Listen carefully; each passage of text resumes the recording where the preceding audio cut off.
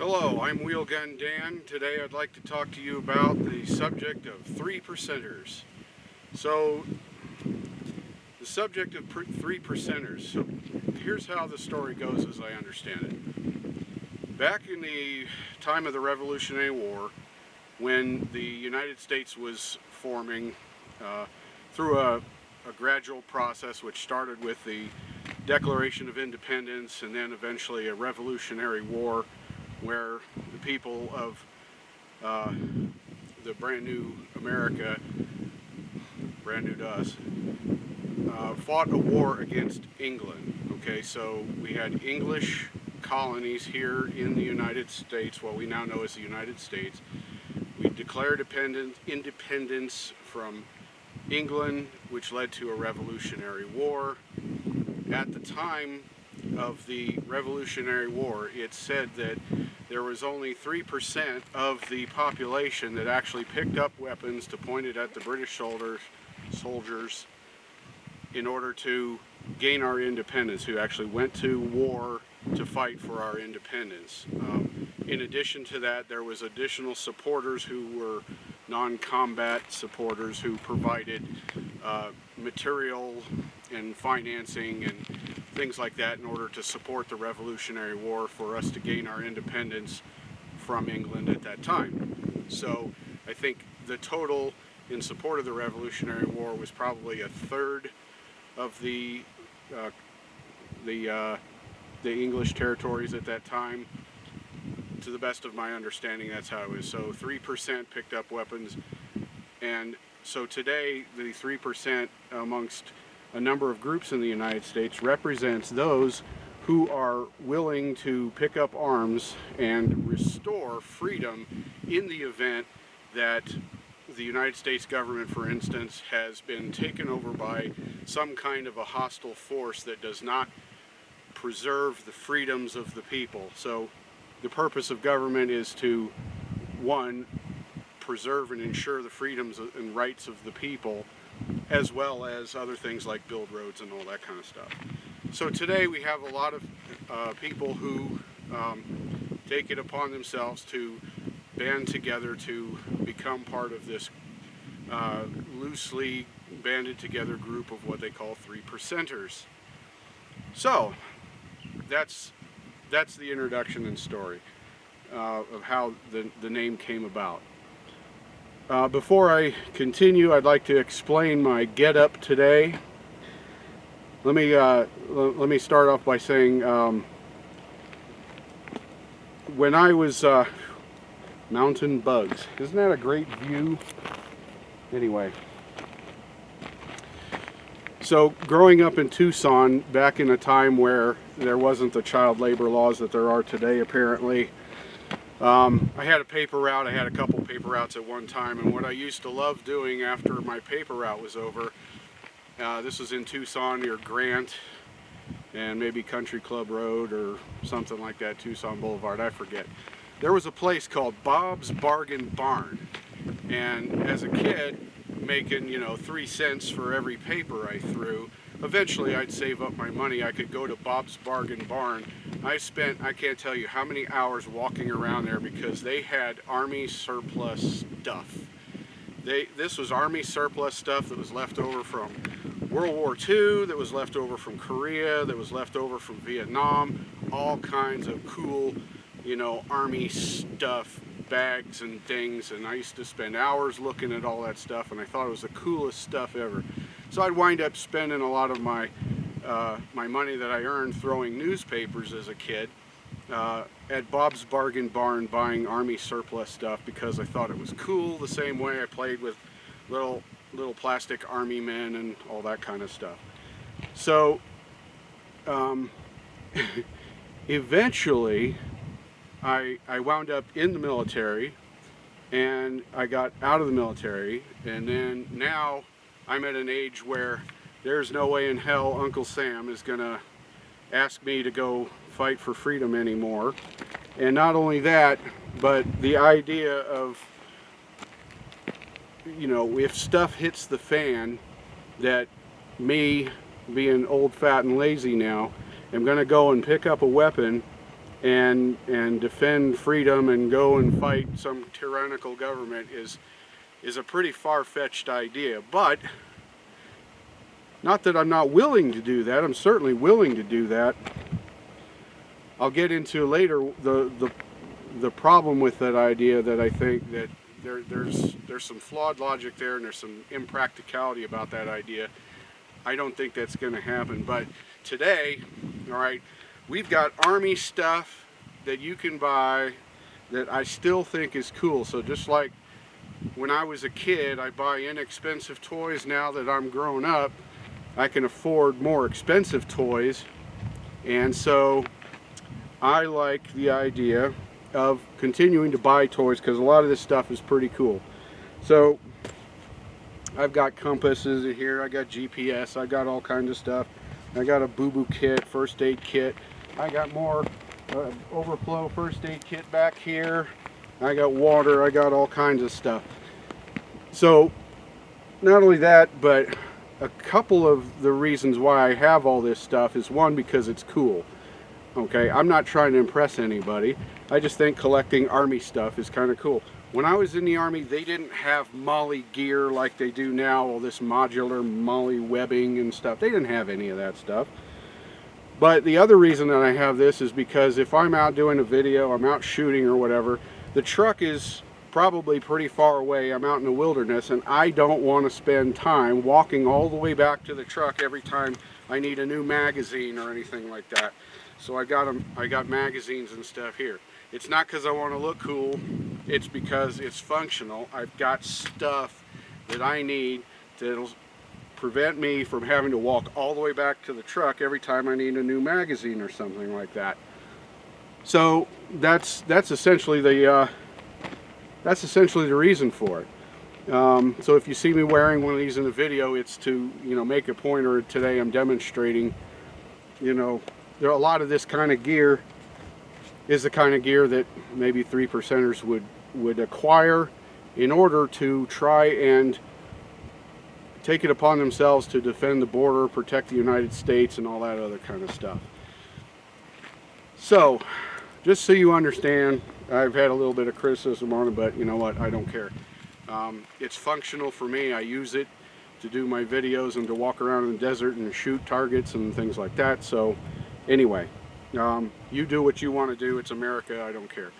So let's talk more about this idea that a group of self-banded together 3%ers can go and provide some kind of meaningful support in restoring freedom in the event that freedoms are lost to a tyrannical government by any name, whatever the name of that government takes on, whether it's, you know, the commies from overseas take over the United States, or it's you know, as in enemies foreign and domestic. Let's say it's a domestic enemy. Let's say the United States government all of a sudden decides to take away all your freedoms, crumple up the Constitution, so on and so forth. Whatever the case may be, there's a lot of us who believe in freedom, and we want to do what we can to protect freedom. So, you ever been on a team and somebody on your team does something that you don't like or whatever, that you know, maybe they screw up, they make a mistake or whatever, but at the end of the day, everybody succeeds or fails according to the team. We either succeed as a team or we fail as a team. And so this idea, the concept of the 3%ers, I would like to provide what I will call some constructive criticism. I understand, believe me, it makes me less than happy to know that there are armed foreign nationals that cross the border, all right, down that way, around that mountain ridge right there, down that way, that's south. The Mexican border is not far from here. There, armed foreign nationals cross the border into the United States, and nobody is defending the border. It makes me unhappy. It makes me even more unhappy when the government right down there goes and puts up big signs saying, hey, there's armed foreign nationals that are coming over here doing their drug running and their human trafficking and all this other kind of dangerous operations. It's dangerous there. So United States citizens, stay out of this part of your own country because it's too dangerous, because there's armed foreign nationals from another country. They're coming into your country to do bad things. So just leave them alone and all that kind of thing. That's what the sign essentially says. I'm not happy about that. I'm not happy about the last statistic I heard about 360 some children in the United States being abducted and hauled across the border so that then ransom messages can be sent back to the families here in the United States. That's like one 13-year-old girl every day. Okay, it'd be nice if they just had a big giant border wall, say 30 feet high, that not even a special forces army guy or somebody could climb over that. Man, that would be cool. Anyway, I digress. So I understand your frustrations. I understand, I like the Arizona desert here. I get upset when people come in and trash it and leave garbage all over the place. I get it. Here's the thing, okay? As somebody who's been in the military, who understands military logistics, who understands all the incredible effort it takes to get one bullet out to the people who are actually going to point the weapon at the enemy and shoot that bullet, the fuel it takes to get there, the trucks it takes to get there, the drivers it takes to get there, the water it takes to hydrate the soldiers who are out there, the trucks for the food, how much fuel it takes for the trucks to get the bullets out to the soldiers and all that kind of stuff. I think if your plan as a 3%er is to sit around doing nothing with all your guns and your ammo ready for stuff to hit the fan, and then all of a sudden you're going to spring into action, lock and load, and go out and find some bad guys to shoot, I think that's a bad plan. There's a better way to do it, and I'd like to offer you a few suggestions right now. Not that the plan is entirely bad, but that's a last resort, okay? The problem that I have is that I don't think people are participating in this experiment in freedom, as people call it, here in the United States. This is the only country in the world that I know of in modern recorded history that has the freedoms and rights of the people. That the people have rights. We have a constitution. This is a constitutional republic, the United States is, right? That means that we have a constitution, that the government must obey the constitution, which is the law, and the people must obey the constitution. Everybody knows what the constitution says. Everybody follows the rules. The government obeys the law. The people obey the law. We all have freedom. The government ensures we all have freedom and rights and everything. That's great. But the system that we have has what we call like a representative government, okay? So that means that the people who are elected to office to handle the administration of the country are elected representatives, meaning they are supposed to represent the people. We are supposed to have a government that is of the people, by the people, and for the people. So that means the people in government work for us. If we don't like them, we fire them. It also means that we tell the government what to do. The government doesn't tell us what to do, okay? That's how that works. But the problem is, everybody says, well, you shouldn't talk about religion or politics, okay? So nobody talks about politics because nobody likes politics. I don't like politics, but when was the last time that you've ever stood in the office of your elected representatives to tell them to their face what you believe is correct? That it is important for them to continue to preserve your rights and your freedoms and everything. Wheelgun Dan, myself, I have stood in the offices of my elected representatives with my hat on, with my gun, with my name tag and everything, and I have personally told them the things that are important to me, that I want them to ensure that my rights, my freedoms and everything are protected by the government. Have you done that? Now, you don't necessarily have to use the gun and the hat and the whole bit. That's just me. That's Wheel Gun Dan. That's how I do things. But instead of sitting around just waiting for stuff to hit the fan, are you writing letters to your elected representatives? Are you going to their offices, you know, make an appointment and tell them personally, okay? I know maybe some of you have written letters to your elected representatives and you don't like it when they just send you some stupid form letter that you feel like they didn't really read your letter or anything like that. I get that. But like I say, I'm suggesting that instead of merely just sitting at home locked and loaded waiting for stuff to hit the fan, that we all, as Americans who value freedom, that we all have a more active role in participating in the administration of our country.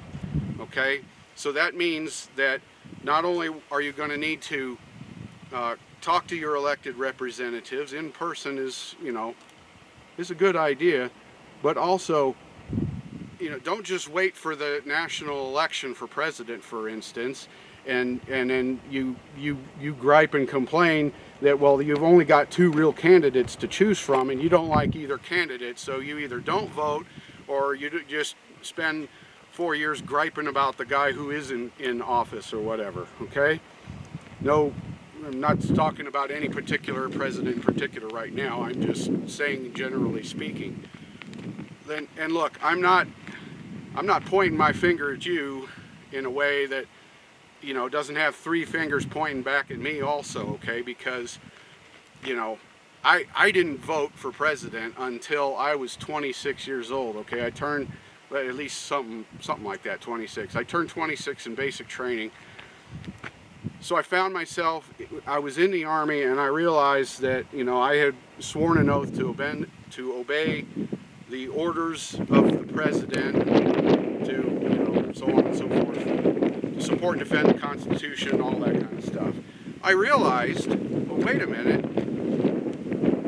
the president is the commander-in-chief of the military. He's the highest level of my command. Maybe I have the opportunity here as an Army soldier to decide who my next boss is going to be. So it wasn't until I was 26 years old, from 18 to 26, I didn't vote, I didn't pay attention to anything, right? I just, whatever. So we've all done that, okay? What I'm telling you is that we need to stop doing that, stop sitting on the sidelines. If you don't like the 2 people that wind up on the ballot, 2, 3, whatever, if you don't like the 2 people that wind up on the ballot when it's time to vote for president, were you participating in the primaries? Have you thought about running for office yourself? Okay, nobody's got time to do that. I don't want to do that, okay? Let's say, the Republican Party, for instance, okay? There are other parties, but I'm going to talk about the Republican Party. In your state, they might have primaries. They might have a system of voting and more voting and more voting to decide from a huge field of candidates who that party wants to go and put up and get them into a place where they can run for your local city government, state governments at the state level. There's elected representatives all up and down the entire chain, everywhere from people who administrate the city or community that you live in to the state delegates. You've got state senators, you've got House of Representatives, you've got, there's a lot of people in there. So participate in government, become a delegate, run for office. The United States is designed as a government which is by the people, of the people, and for the people. The people must participate in order for this whole thing to work. And if all you do is sit around and pay attention to sports all day, then this freedom isn't going to work. Because what's going to happen, which is happening right now, is you're not paying attention. You've got a whole bunch of disreputable people who are getting into office. They're staying in office way too long. I should make a video on gerrymandering and the problem associated with gerrymandering and rigged elections and all kinds of stuff, but that'll be a different video. If you value freedom, you should be participating in the process of politics and government and all that as a responsible citizen. Sitting around with all your guns waiting for your complete loss of freedom to occur, that's a bad plan. The idea is to prevent that from happening by collectively, all of us in the United States of America, paying attention to what our elected representatives are doing. I'll give you a hint.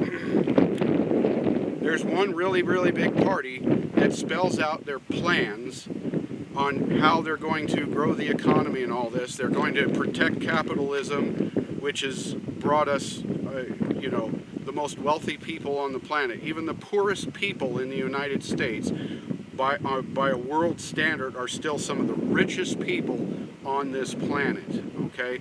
Capitalism works. It produces greater quality of goods at a lower price, as long as nothing interferes with plain basic capitalism. Another video, we'll have to, you know, discuss that further.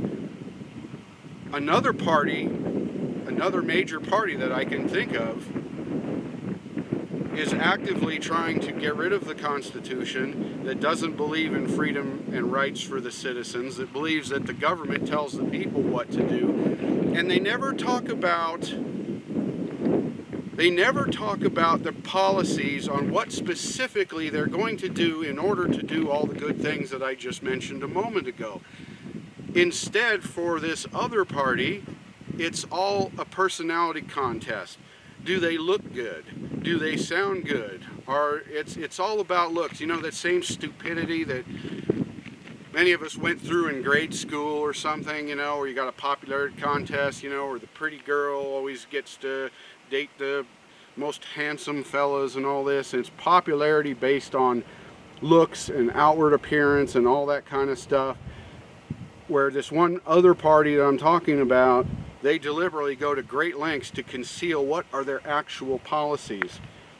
What are they going to do if they get into office? Instead, it just becomes, well, they're a yucky person. They're not cool. Cool doesn't exist. There's no such thing as cool or whatever. So, anyway, listen to people on TV or something. When they're talking and they're bashing the other candidate, is it where they're talking about the policies, or they just don't like the way they look, or they say they're rude or they're vulgar or whatever? Is it, you get the idea. One is talking about specific policies that have worked for a long time, and others is just a popularity contest whether the person's cool or not. Okay? Cool is not a qualification for President of the United States. The color of your skin is not a qualification. Your gender is not a qualification. Who you have sex with is not a qualification. None of these things are qualifications. If you're going to elect somebody to elected office, you should find out what are their core beliefs.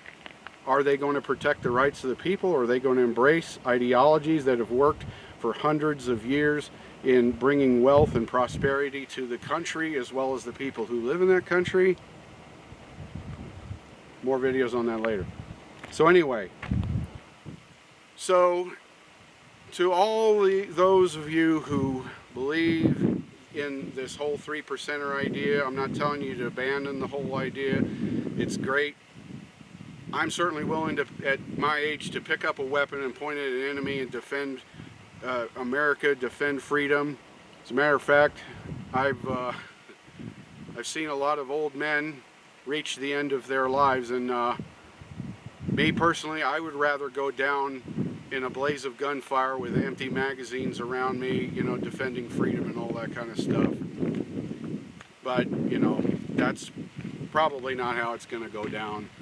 But that would be, you know, that'd be cool. If I had my way, that'd be the way to go, defending freedom. But the point of this video here is to not wait till it gets to that level of desperation. The point is, be active in the administration of the government. Participate in freedom by paying attention to what your government's doing. Pay attention to the policies. Don't just go by the stupid little memes you see on Facebook or something stupid like that. Take a class on a genuine class. Go, I don't know, Hillsdale College or something, or PragerU. Start with that, okay? Understand some basic concepts that have, you know, a long history of success when it comes to the administration of a country. By all means, of course, keep your guns, stock up on ammo, buy more guns, buy more ammo. Keep it up, okay, by all means. But make sure that's not the only thing that you are doing. So, a little constructive criticism. I'm not trying to tick you off or anything, but it's better that I tell you this than, you know, people on CNN are talking about some 3%er who did something stupid and now it makes us all look bad. And side note, by the way, here in Arizona, you do not have the right to form your own militia. If you'd like to know more about what a militia is, there's a lot of people that throw that word around loosely, and it shouldn't be that way. A lot of people who think they know what that means, who I don't believe know what that means. So definitely look for a video from me on the true and correct meaning of the word militia. Please look for that. Also look for a video from me on the true and correct understanding of what the Second Amendment means as written. That's going to be another important video you'll want to watch. So if you stuck with me this far, thank you for watching. I'm Wheelgun Dan. Visit wheelgundan.com at all times in order to verify my latest activities and offerings, especially if my YouTube channel or my Facebook channel disappears suddenly. Will probably be posting those videos somewhere else because there's a real threat to our freedom of speech, videos like this. So wheelgundan.com for my latest activities and offerings. So thank you very much for watching. I'm Wheelgun Dan, and enjoy your day.